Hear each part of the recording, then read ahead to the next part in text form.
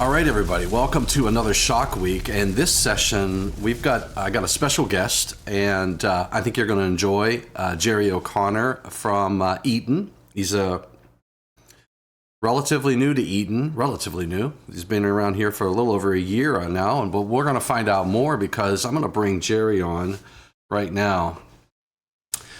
Well, Gerry, welcome to Shock Week.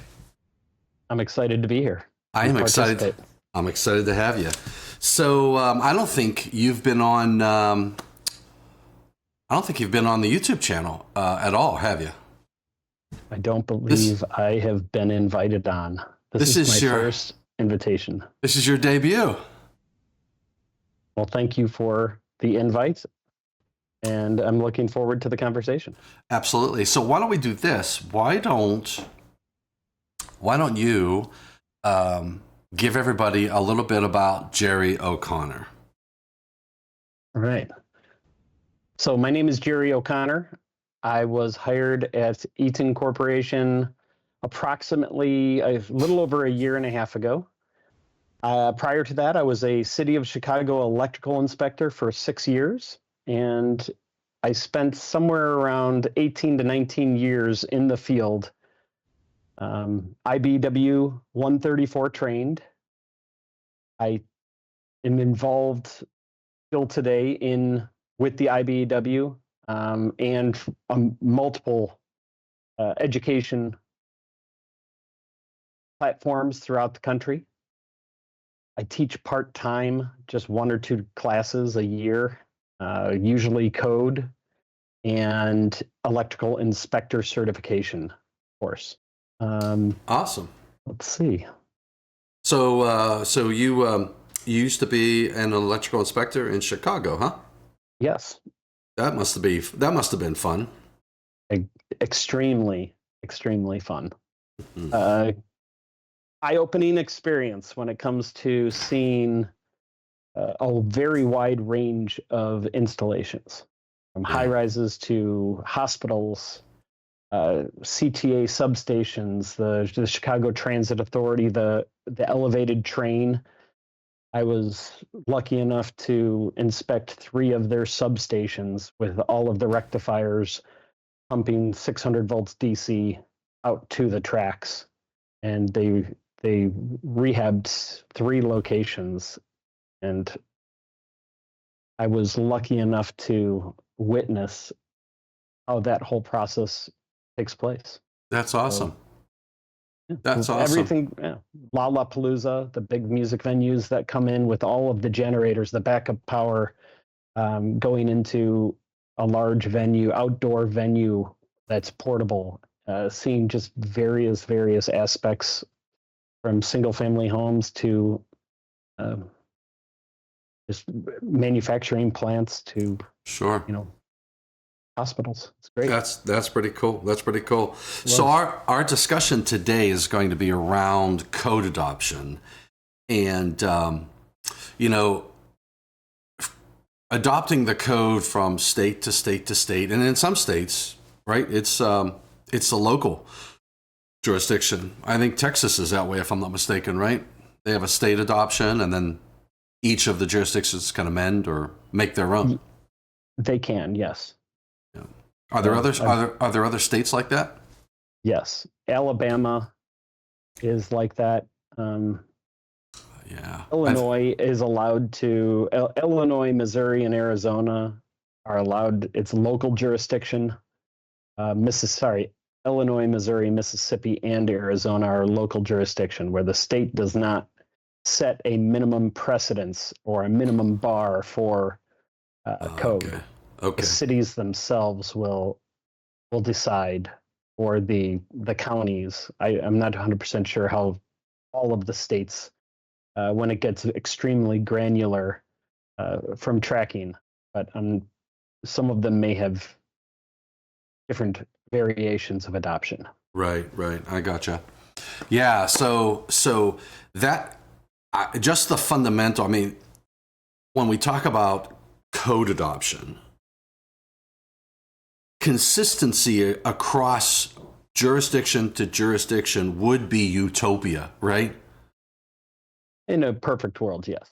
Yeah, and I mean that would be easy not only for inspectors because the inspector would learn one code, um, but also designers and installers. So some contractors, electrical contractors, will work in multiple states, and then they have to figure out how to. A designer would have to figure out how to make sure that they design to the codes that are adopted in each of these states. And there's many times where states will have they'll be adopting the most current version of the NEC, like in Texas, you mentioned earlier. Yeah. They adopt on September 1st of the publication year. And it's written, I believe, into their state. It's a state mandate. Ah, okay. I believe during COVID, it got pushed 2 months, so either 3 months. I believe it was November 1st is when they adopted it during the year of COVID, the first, I believe in 2020. Oh, really? After that, it's state mandated at September 1st of the publication year. And then each jurisdiction, I believe, can amend if they so choose. Okay. Now, can they amend?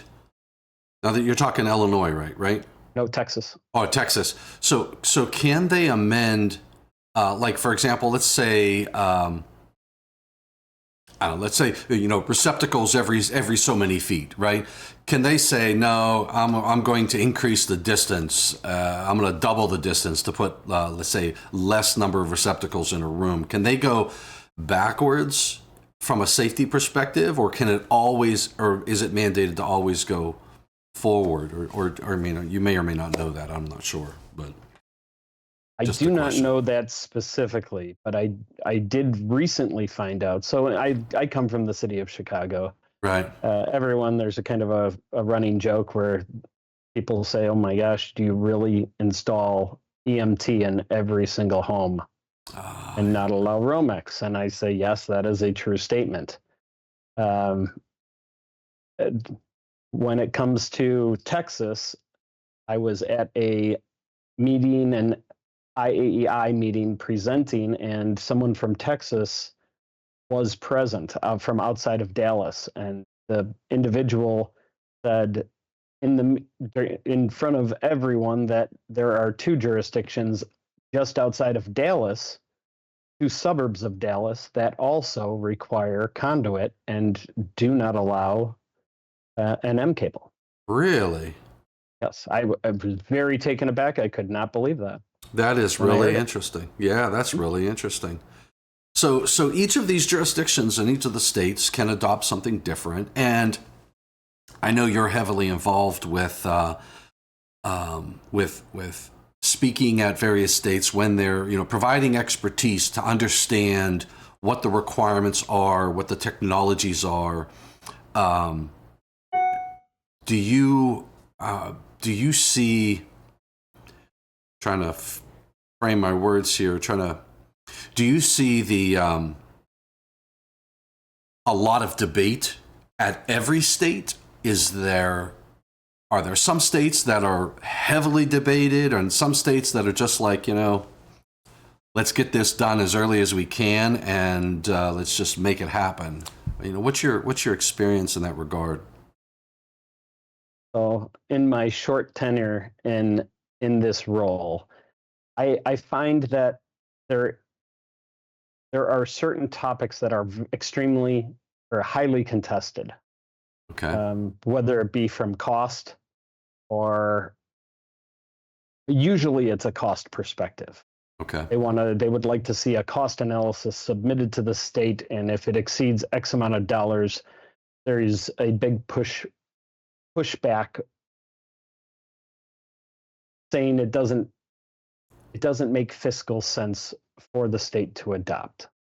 And I speak in opposition to individuals who are aligned from that standpoint, from a financial standpoint. The code is primarily a life safety. It's to protect people and their property. Yeah. And when you start removing things like AFCI, GFCI, surge, those are some of the bigger hot topic items that are normally brought up in multiple states. You're putting a price tag on someone's life. Yeah, yeah, that definitely is a challenge. I know I used to be heavily involved with the state code adoption as well, and it seems like that was the arguments. Those were the arguments back then too. And I remember Tim McClintock and a few others in Ohio put together the overall financial impact analysis. And it's one thing to say you could pinpoint one item. Okay, let's say GFCIs. I mean, that's always on the discussion points, or AFCIs. And you can say there's a GFCI requirement, say, I don't know, an additional crawl space, right? And they'll look at that and say, boy, that adds X amount of dollars to the cost of the dwelling unit. But in that same code, there are things that are modified that could reduce the cost of the installation, right? Absolutely. And I think what happens in many cases, depending upon your agenda, you focus, that some people will focus, or organizations will focus in on just those items that add cost and forget about all the items that do not add the cost. But or reduce the financial impact of the requirement. And then also, I don't know about you, but the other thing that Tim McClintock pointed out, the bare minimum, when you look at the construction of a structure as a bare minimum code requirement, it's amazing what's not required that we put into a structure. Absolutely. We're talking a higher grade trim, countertops. You go to granite or quartz. The garage. Absolutely. The garage. The garages are not a requirement. No. You have a garage, that's a luxury. That's right. A basement. I'm in my basement right now, right? So a basement is not a code requirement.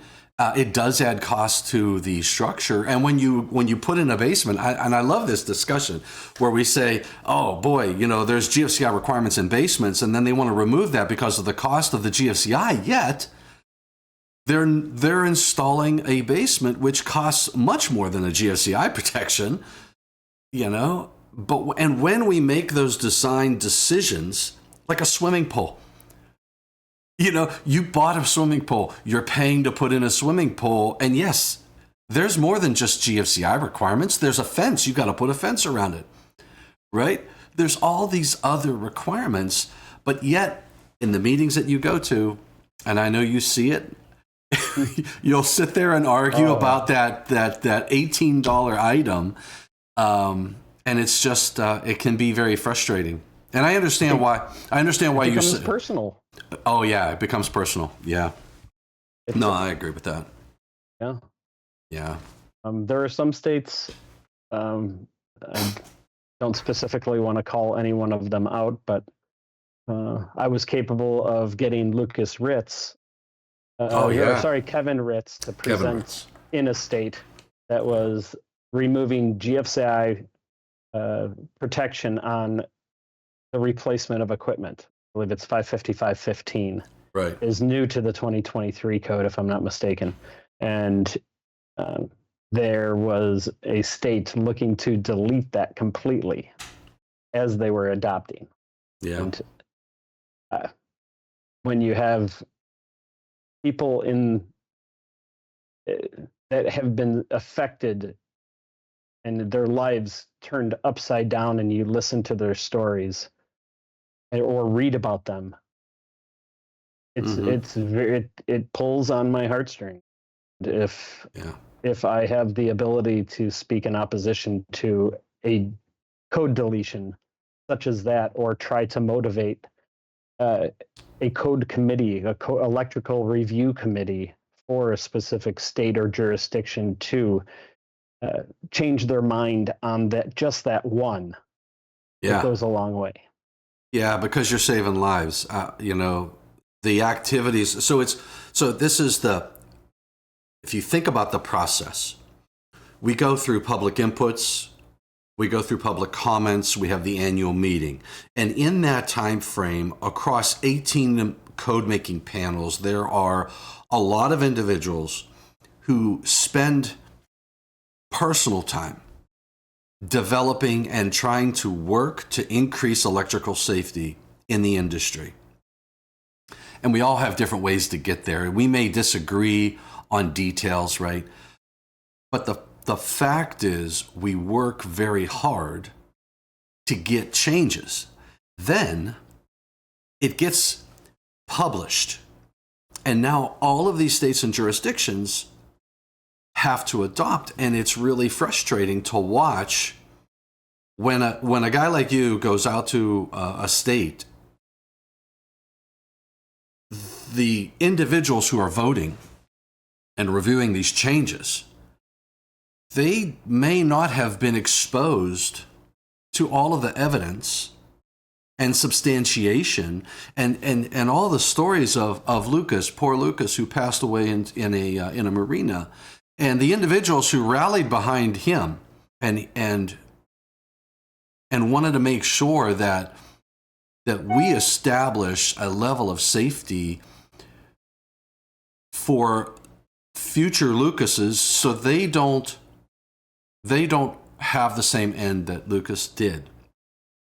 You don't want someone's life to be to given in vain. You want it to mean something and to make change for the positive. And then you go to a state and you hear the debates and arguments of people who don't understand, and then they remove that life-saving technology, and that's just got to be frustrating. I know it's frustrating.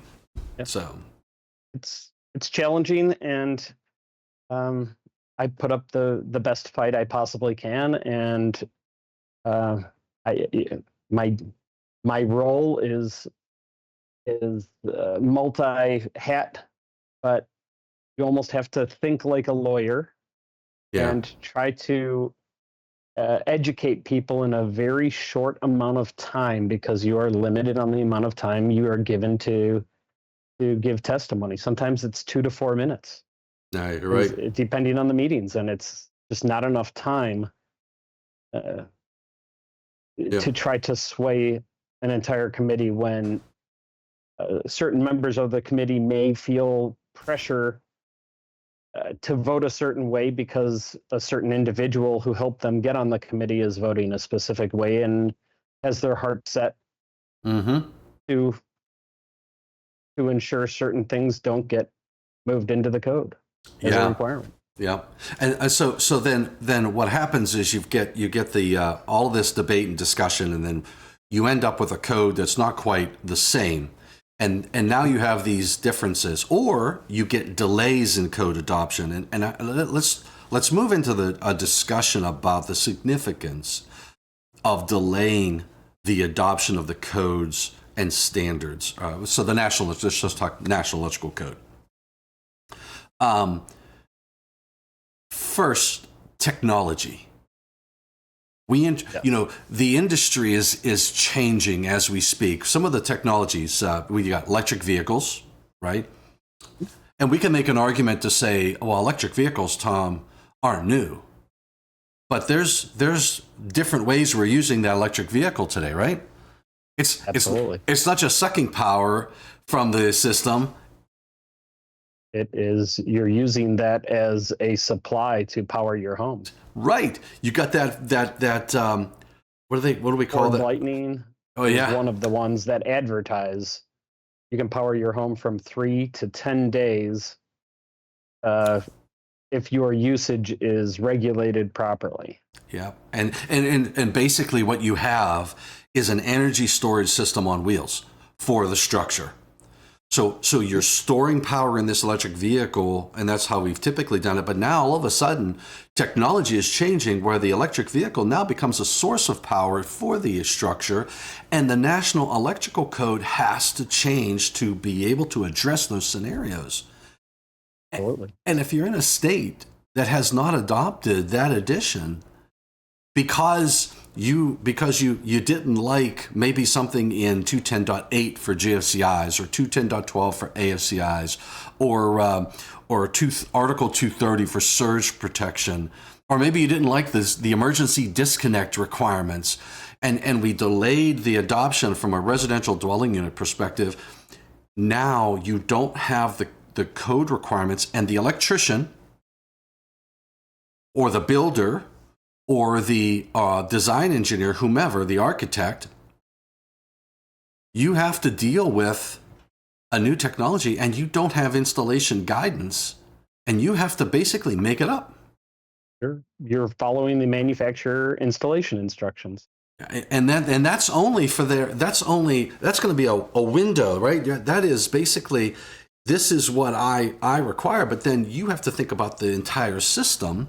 And that's completely on the shoulders of the electrician, the electrical contractor, and the home builder. Because if you do something wrong because you don't have the guidance, who assumes the risk? It's the installer. Absolutely.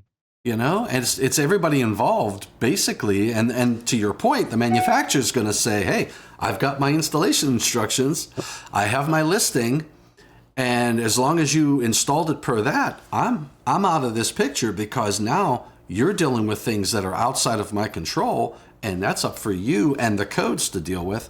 And if you don't have the codes, that's a tough one. Yes.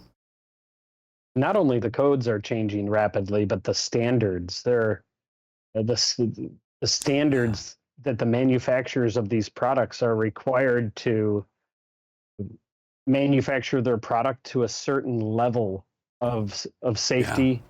That is changing how they're testing these products.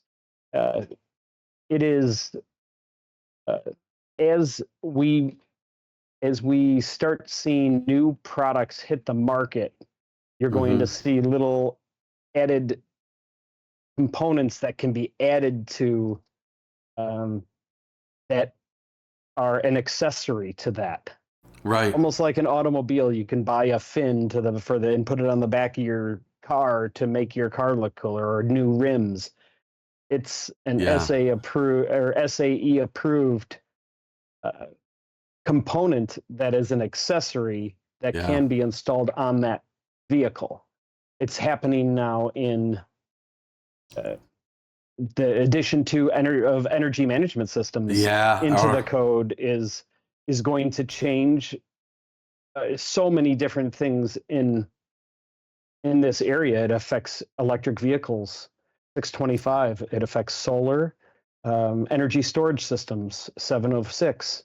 EVs is EVSE is now that has the possibility of being bidirectional, and then you're also dealing with they want the ability to backfeed power from your vehicle to the grid, to the utility itself. So now, instead of solar being a backfed system, or have the ability to be a backfed system, now you're going to have vehicles moving in that direction as well. Wow. And this is evolving so fast that the standards are changing rapidly. Yeah. Now, so let's talk about that energy management. When I started at Eaton was back in '96, and we were doing energy management. We had a monitoring system, we had a communication system, we talked to all of our circuit breakers, and we had meters, and we could do demand profiling and load profiling. We could tell you how to avoid a peak demand, but we used energy management for like an awareness and cost avoidance. But now, energy management, to your point, is being used in a safety feature, as a safety aspect, because I'm sizing my service equipment based upon a set point in an energy management system. I am sizing feeders and also panel boards. Like if you said, if you have like PV or alternative energy types of solutions that are being supplying a panel board, say on the load side of the service, I can't exceed a certain percentage of the rating of that equipment. And now I'm going to rely on an energy management system to get that done. And the standards are changing, and I know you're on an outline of investigation that's looking into this, and aren't they going to change the name from an energy management to something else? PCS, power control systems.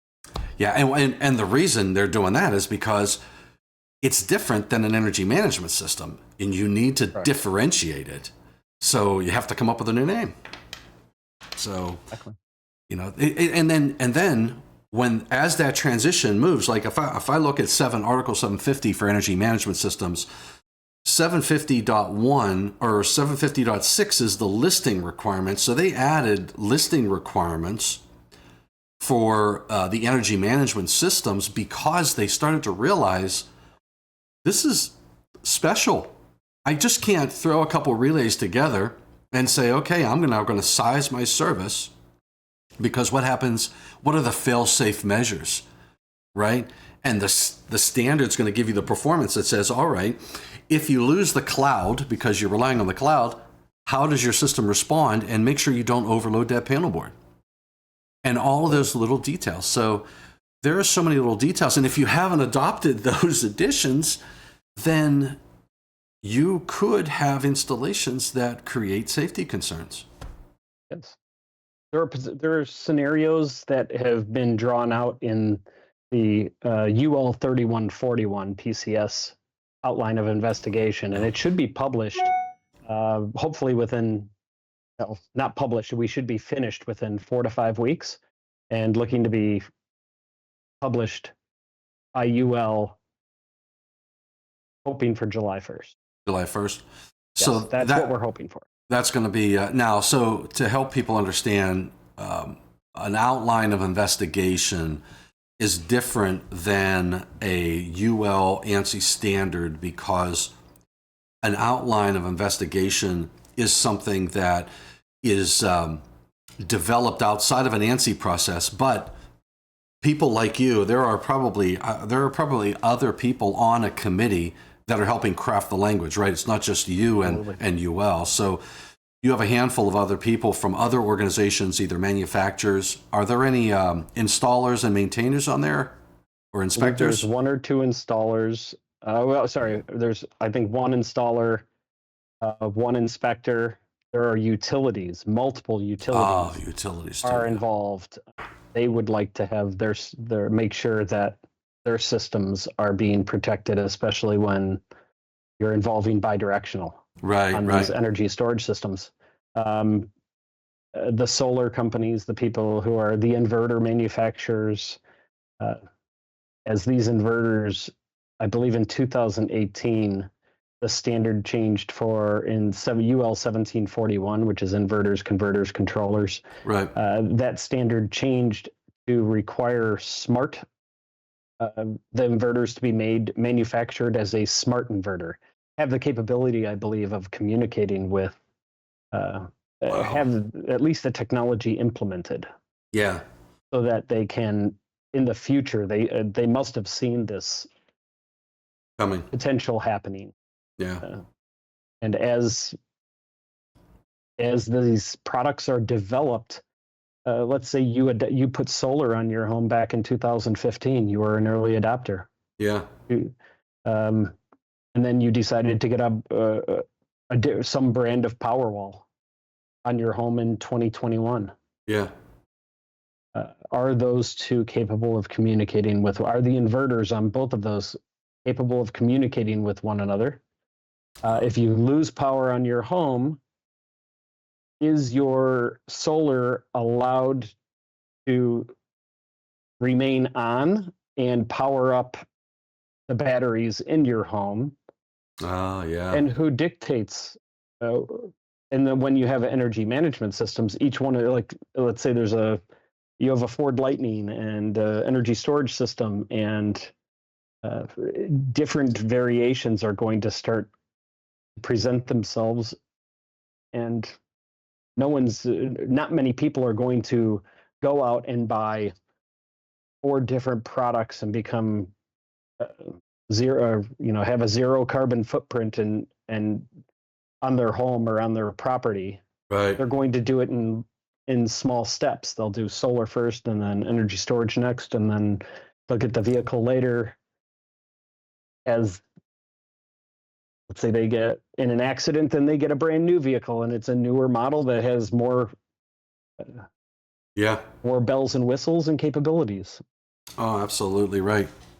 Yeah. So we've got new technology, we've got changing technology, right? Then the other aspect of this is like in 23071, where we have the 6 disconnect rule has changed. The 6 disconnect rule is still the same. You still can have 6 disconnects, but how you achieve that has changed with regard to compartmentalization and things of that nature. Now, one of the differences that had changed was in the 2023 code cycle, we added an exception that basically says is for existing service equipment that's installed in compliance with previous editions of the code are permitted to have 6 disconnects. So if you have an installation that uses 5 service disconnects and you want to add that 6th one, you're permitted to do that. And without that, then if you're going to add and you're looking at the edition of the code and it says, well, you have to have compartmentalization, someone's going to have to either say, look, you have to install another piece of equipment, or someone is going to go out on the limb and say, I'm going to let you do that and I'm going to do this to the code because the code requires this compartmentalization. So in the 2020 code, we didn't have that exception. In the 2023 code, we do, right? Correct. So if you haven't updated, that puts the inspector and the designer and everybody else in a tough position, because if you do add that 6 disconnect and something happens, someone can always come back and go, why didn't you follow this edition of the code? Or not this edition, but why did you do that, which violated state law, because the law required you to do something different? And yeah, it's an exception in the 2023 edition, but that's not written into law. No. And even states that would have adopted the 2020 code at a specific time, if that TIA, which is how that was implemented into the code during the 2020 code cycle, there was a TIA issued. I don't see it. I don't see it in the 2020 code. I don't see that exception. It didn't. I thought it was a TIA that started that, and then it was adopted into the 23. I might be wrong on that. I think you're thinking of a different exception, because I know there was an exception on HVAC equipment in 210.8 that went in as a TIA, and then it became a part of the 2023 code cycle. But right now, I'm looking at NFPA link in 230.71b, which the nice thing about NFPA link is it's updated. It's updated. Whenever a TIA goes in, they update it. So that language is not in the 2020 code, but it is in the 2023. Now, it probably should be a TIA in the 2020 code, but where you were going is 100% correct. That's not what the state adopted. Nope. And if a TIA is issued at any point during the issuance of a code, another edition. So if a state adopts without that TIA being a month before the TIA is issued, they didn't adopt the TIA with it. Right. So that's not in their state law. Yeah. It becomes extremely tricky. Oh, it sure does. It sure does, because there's a whole process. And I know we had this discussion in a few states where when we said, oh, we'll do a TIA to fix that, and the person in that state told me the TIA is not going to help me. Now there is 90. what's the enforcement one? Is it 90.3? 90.3B. 90.3B, which gives the AHJ the ability to make those adjustments, right? It's not B. No, it's not I'll have to 90.3B. look at. Hold on. I'll find it for you. 90. Hold on. Let's take a look. I'm going to go to NFPA link, which is my go-to. And this is the introduction to the code. 90, our introduction. So code arrangement is 90.3. 90.4 is enforcement. Interpretations, the authority having jurisdiction, it's 90.4b. The authority having jurisdiction for enforcement of the code rule has the responsibility for making interpretations of the rules, for deciding on the approval of equipment and materials, and for granting special permission contemplated in the number of rules. By special permission in C, specific requirements and alternative methods. By special permission, the authority having jurisdiction may waive specific requirements in this code or permit alternative methods where it is assured that equivalent objectives can be achieved by establishing and maintaining effective safety. So, but when an inspector leverages this, they are assuming a lot of responsibility because Absolutely. they're working on the fly. Now, just like a design engineer will do, when I make a design decision, I try, or your design engineers will try to reference IEEE practices and recommended practices and things of that nature to say, look, this is what I'm going to suggest, and it's not Tom saying it, it's here's an IEEE reference that gives you this example, and I'm going to implement it here. So the saving grace for an inspector could be that the next edition of the code is doing X, Y, and Z, and I'm going to do that, which is a consensus document. So they're not going out on that limb too bad. But I tell you, it's a lot. I mean, you were an inspector. When somebody wanted to leverage that, how do you document it? How do you... There is a form for people to fill out at the city of Chicago for special permission. So if you'd like special permission, you'd fill out a form, build your case, have it all on paper, and then it would be reviewed by the chief electrical inspector and I believe a building commissioner. Okay, so the contractor would fill that form out, not you as the inspector. It could have been an engineer. Yes, you could be. It could be not me as an inspector. It could be the installer. It could be anybody, the homeowner. Okay. Anybody can fill it out and pay a fee in order to at least apply for the ability. And there's no guarantee you are given special permission on what you're requesting. Gotcha. All right. Got a last few minutes here. What time is it?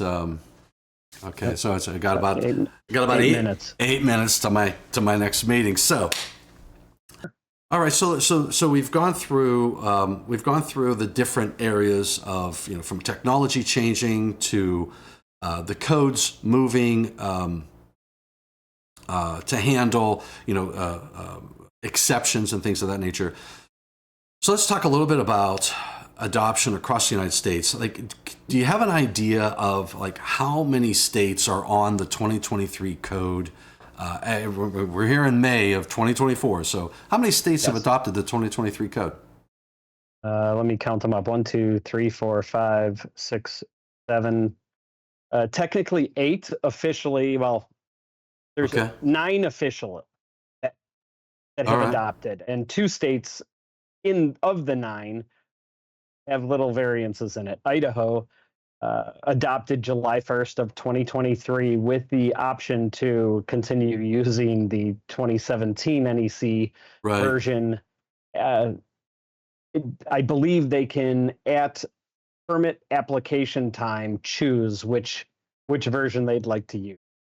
Okay. Michigan adopted the commercial March 12th of 2023. The residential is still in process. So the MRC, which is the Michigan Residential Code, Yeah. is they adopt, and there was a little bit of controversy over some of the amendments being proposed or being removed. Yep. And that is, we're hoping for July, possibly August is what I'm hoping for. Yep. But I was also hoping both would get adopted in March when the commercial went, and that didn't happen. Ohio recently adopted the 2023 NEC. Okay. And they went into effect, I believe, April 15th. April 15th. All right. So that's the other thing, is they can adopt, but then they have an effective date. Correct. Okay. Yeah. So, okay. So you said about 8 or 9 states that are on the 2023 code. Is everybody else on 2020, or what's the oldest code edition that's adopted that you know of? 2008 is roughly on a state level. Jurisdictions within states could be on, I've seen as old as 1996. No kidding. Wow. What's specific jurisdictions? What's Pennsylvania on? Pennsylvania is currently on the 2017. They completed their review of the 2020 NEC and all of the amendments. And I believe it's July 1st of 2025 is the effective date. That's off the top of my head. So I may be off, but I believe that's accurate. So they'll be moving to the 2020 code. Correct. All right. So states like Florida went moved to the 2020 NEC with no amendments, January 1st of 2024. So they will adopt on a 3-year cycle the previous code version. So they wait until the new code publication date, and then they adopt the previous version. Okay. Or publication, I should. All right. What's the first state that typically adopts? Normally it's Massachusetts. All right. They usually adopt January 1st of the publication year. This year it moved to, I believe, March 1st because of controversy over GFCI. Interesting. And there was some affordable housing was involved, and they said there were compatibility issues and slowed down the adoption process there. But I give Massachusetts credits. They are an early adopter of AFCI, where all 125 volt single phase, really? 15 and 20 amp branch circuits are required to have AFCI. So no matter what. So the entire house is AFCI protected. On single phase branch circuits, 15 and 20 amps, yes. Yeah, 15 and 20 amp circuits. That's interesting. Wow. They did that, I believe, during the 2020 code cycle. Okay. That makes sense. I give them a lot of credit for doing that. That's the only state that I'm aware of that has adopted something along those lines. Right. Wow. So I know AFCIs are typically controversial. GFCIs are controversial. Surge is the other one. Now, Surge started to expand in the National Electrical Code. It was required for services, and I think in 225, in the 2023 code cycle, we started to realize for the emergency disconnect and for the surge devices, we had those requirements around services, and that could be out at the street. And then we recognize that, wait a second, if I don't need my surge out there, I need my surge at the structure because closest to where all of my components and whatnot are. So we made some changes around that technology, but I'm sure that that's probably a highly contested and debated topic too in many of these states. It is. But as we move towards a more energy efficient homes, whether it be heat pumps, furnaces, smart refrigerators, televisions, they are all designed with these high-end computer chips that are extremely sensitive to surges. And over time, if they get hit with 500, 1,000 little surges, even though they're small and they don't damage the device instantly, Yeah. But over time, it definitely breaks down those components, and your products are definitely at risk of failure. Excellent. All right, Gerry. Excellent. Thank you. Thank you. Closing remarks and on state code adoption? I highly recommend you get involved in your local state code adoption process, be aware of what's going on, and even reach out to those committees and request that they adopt the most current version of the code with no amendments or as few amendments to that code as possible. Yeah, I'm with you, brother. Well, thank you very much. Thanks for all you do, buddy. I know it's a lot of work making sure that these states achieve a timely adoption with as minimal amendments. And you are out there fighting the good fight. And I know the electrical industry should be aware of people, of you and others who do that. And thank you for what you do, bud. Well, I appreciate you having me on, and I hope you have a wonderful weekend, as it is a Friday. I know. And Shock Week is next week. Excellent. Be there or be square. All right. All right. Thanks. You have it. Take care. Take care. We'll see you. Bye. Bye. All right, everybody. That was Gerry O'Connor and our discussion on the code adoption process and some of the key items that are going on. Gerry's a very busy guy, so I was very happy to have him online. I hope you're enjoying Shock Week. I hope you are getting something out of these sessions. Stay tuned, because I know there's going to be more the entire week, and they'll always be up there for your future enjoyment as well. Remember, take care, stay safe, and please stay healthy. See you in the next session.